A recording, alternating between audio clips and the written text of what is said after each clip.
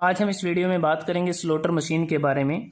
Slaughter machine को slotting machine के नाम से भी जाना जाता है और यह एक रेसिप्रोकेटिंग टाइप का मशीन टूल होता है जो सेपर और प्लेनर की तरह ही होता है। ये सेपर है और ये प्लेनर है। अगर हम बात करें कि स्लोटर सेपर से किस प्रकार से अलग होता है, ये स्लोटर का डायग्राम है और ये सेपर का डायग्राम है, तो बात करेंगे कैसे एक दूसरे से अलग होते हैं। स्लोटर के केस में ये जो पार्ट आपको नज़र आ रहा है इसको रैम कहते हैं, जबकि सेपर के केस में इस पार्ट को रैम कहते हैं। स्लोटर के केस में जो रैम है वह वर्टिकली रेसिप्रोकेट करती है अप और डाउन, जबकि जो सेपर होता है उसमें जो रैम रेसिप्रोकेट करती है वो हॉरिजॉन्टली करती है, फॉरवर्ड और बैकवर्ड जाती है। तो इस प्रकार से इसमें डिफरेंस रहता है। उसके बाद अगर हम बात करें कि जो स्लोटिंग मशीन है इसमें जैसे बात की कि जो रैम है वो वर्टिकली मूव करता है और जो कटिंग टूल होता है यहाँ पर इसके साथ ये कटिंग टूल लगा होता है। इस डायग्राम में आपको नज़र आ रहा है ये वाला पार्ट, ये कटिंग टूल होता है। वो सिर्फ डाउनवर्ड स्ट्रोक में ही कटिंग करता है और डाउनवर्ड स्ट्रोक को हम वर्किंग स्ट्रोक भी कहते हैं।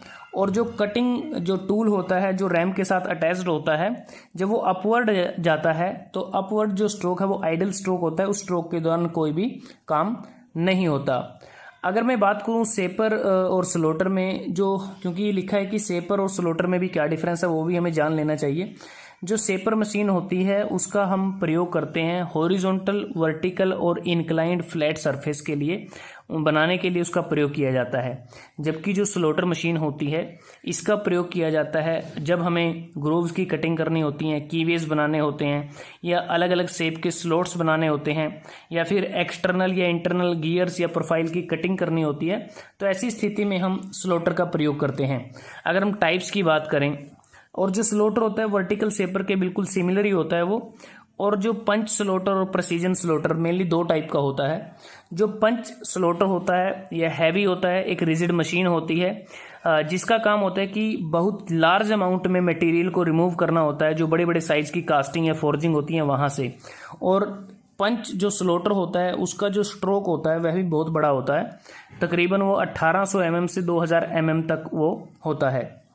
जो प्रेसिजन स्लोटर है जिसको हम टूल रूम स्लोटर भी बोल देते हैं, यह एक लाइट मशीन होती है जिसको हाई स्पीड पे आप इसको ऑपरेट कर सकते हैं और जो हल्के कट्स होते हैं या फिर जब हमें एक्यूरेट फिनिशिंग की जरूरत होती है तब इसका प्रयोग किया जाता है। तो जनरल पर्पस के लिए प्रेसिजन स्लोटर का प्रयोग किया जाता है with worth quick return mechanism के साथ। और जो वर्कपीस या जॉब जिसे हम कट करना होता है उसे, ये जो टेबल आपको नजर आ रही है ये एक रोटरी टेबल आपको नजर आ रही है, इस पर इसको रखते हैं और जो वर्क टेबल है उसको लॉन्गिट्यूडनल, क्रॉस या रोटरी फीड मोशन दी जा सकती है। अब मैं बात करता हूं स्लोटर के कौन कौन से कंपोनेंट हैं और उन कंपोनेंट्स के क्या क्या कार्य होते हैं। सबसे पहले अगर आप देखें ये जो पार्ट है यहाँ आपको नजर आएगा जिसको हम बेस कहते हैं। ये जो बेस होता है कास्ट आयरन का बना होता है, एक हैवी कंस्ट्रक्शन होती है। और जो देखें स्लोटर के बिल्कुल बॉटम में यह लगा होता है और कास्ट आयरन की जो डैम्पिंग कैपेसिटी है बड़ी अच्छी होती है, इसलिए इससे बेस बनाए जाते हैं। क्योंकि जो स्लोटर है इसके जो दूसरे पार्ट होते हैं जिसे आप यहाँ पर देख सकते हैं, मेन पार्ट जो कॉलम है ये आपको नज़र आ रहा है, ठीक है, जो रैम है, जो टेबल्स वगैरह हैं, वो सभी की सभी बेस पर ही माउंटेड होती हैं। और बेस के टॉप साइड्स पे अगर आप देखें इसमें कुछ हॉरिजॉन्टल गाइडवेज बने होते हैं जिसके अलोंग जो वर्क टेबल है वह ट्रांसवर्स करती है। और बेस पे जो गाइडवेज बने होते हैं वह जो कॉलम के फेस के बिल्कुल परपेंडिकुलर होते हैं, क्योंकि कॉलम का फेस ये है और इसके जो गाइडवेज हैं वो इस प्रकार से हैं, तो वो एक दूसरे के परपेंडिकुलर होते हैं। उसके बाद जो मेन पार्ट है स्लोटर का वो है कॉलम है, जिसको हम कॉलम बोलते हैं। यह एक प्रकार से वर्टिकल मेंबर होता है और यह भी कास्ट आयरन का बना होता है, इसकी कंस्ट्रक्शन भी हैवी होती है।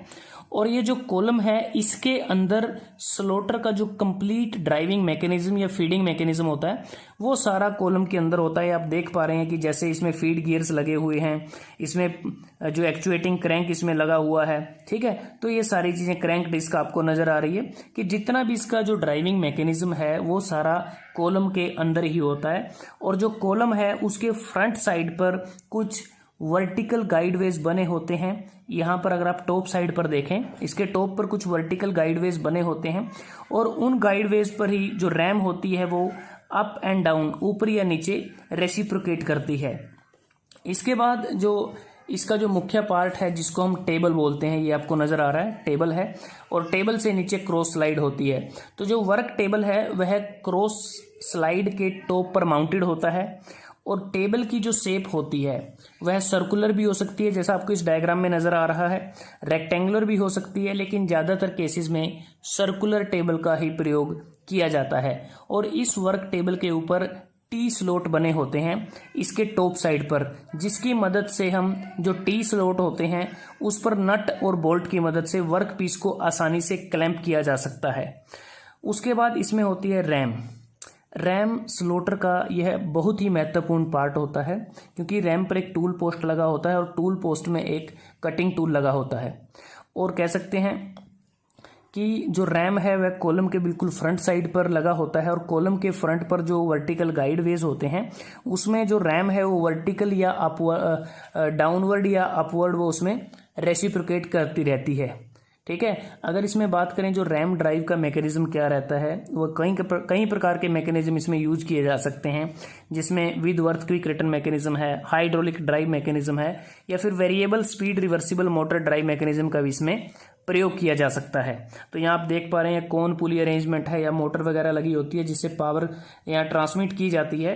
तो एक प्रकार से स्लॉटर अगर आप देखें बिल्कुल वर्टिकल सेपर की तरह बिल्कुल एक समान होता है, और सेपर से मेनली डिफरेंस वही है कि जो सेपर था, मैं फिर से आपको दिखा रहा हूँ कि इसमें जो रैम है वो हॉरिजॉन्टली रेसिप्रोकेट करती है, फॉरवर्ड और बैकवर्ड जाती है, और स्लॉटर में जो रैम होती है वो या तो अपवर्ड जाएगी या फिर डाउनवर्ड जाएगी। जो डाउनवर्ड स्ट्रोक होता है स्लॉटर में वो वर्किंग स्ट्रोक होता है, जबकि सेपर में जो फॉरवर्ड स्ट्रोक होता है वो वर्किंग स्ट्रोक होता है। स्लॉटर के केस में अपवर्ड स्ट्रोक आइडल स्ट्रोक होता है, जबकि सेपर के केस में जो बैकवर्ड स्ट्रोक होता है वो आइडल स्ट्रोक होता है। तो दोस्तों आज हमने इस वीडियो में बात की स्लॉटर मशीन के बारे में, स्लॉटिंग मशीन जिसे कहा जाता है, कि इसके क्या क्या कंपोनेंट्स हैं, कैसे यह मशीन सेपर से अलग है और इसकी वर्किंग किस प्रकार से होती है।